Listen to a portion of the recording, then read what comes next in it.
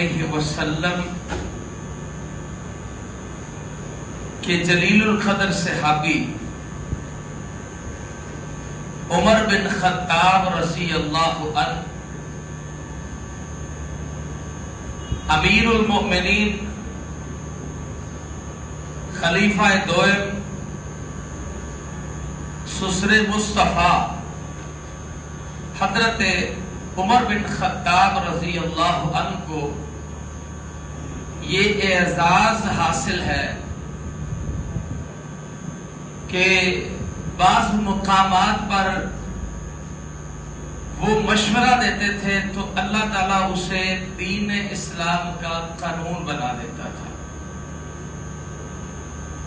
ویسے تو ہر صحابی کو یہ شرف حاصل ہے رضی اللہ عنہم ورضوا عنہ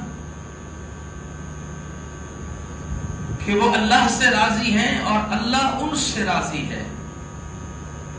اولئک حزب اللہ، یہ اللہ کا گروہ ہے۔ اولئک هم الفائزون، یہ کامیاب ہیں۔ اولئک هم المفلحون، یہ فلاح پانے والے ہیں۔ فَإِنْ آمَنُوا بِمِثْلِ مَا آمَنْتُمْ بِهِ فَقَدْ اهْتَدَوْا، ایمان کی کسوٹی اور مثال صحابہ کی جماعت ہے۔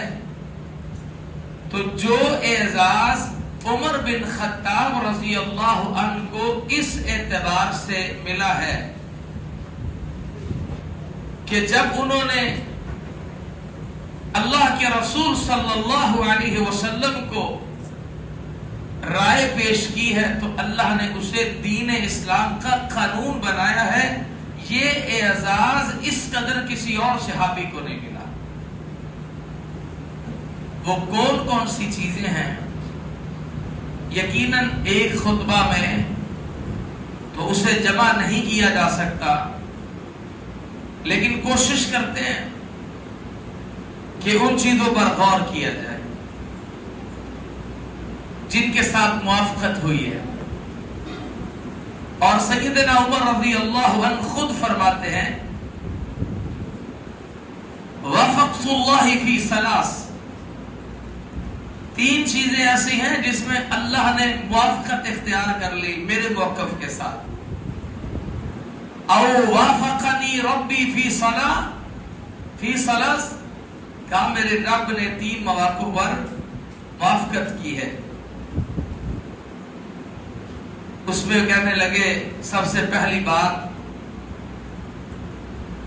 کہ میں نے عرض کی اللہ کے رسول صلی اللہ علیہ وسلم سے کہ یا رسول اللہ، کیا ہی اچھا ہوتا کہ جب ہم طواف کرتے ہیں تو مقام ابراہیم کو ہم جائے نماز بنا لیں، مصلی بنا لیں۔ اللہ تعالیٰ یہ بہاریں مجھے اور آپ کو بار بار زندگی میں نصیب فرمائے۔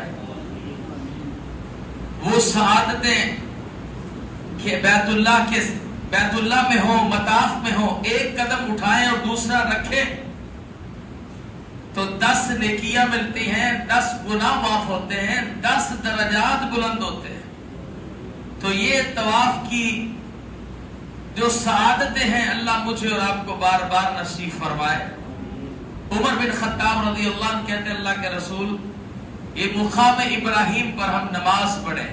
مقام ابراہیم سے مراد جس پہ کھڑے ہو کے سیدنا ابراہیم خلیل اللہ علیہ السلام اور سیدنا اسماعیل علیہ السلام دونوں مل کے بیت اللہ کا گھر تعمیر کر رہے تھے۔ ابراہیم اوپر کھڑے تھے پتھر پر اور اسماعیل علیہ السلام ان کی معاونت کر رہے تھے، اور پھر اپنی زبان سے یہ کہہ رہے تھے اللہ جو تیرا گھر بنایا ہے ربنا تقبل منا انک انت السمیع العلیم، اللہ تو اسے ہم سے قبول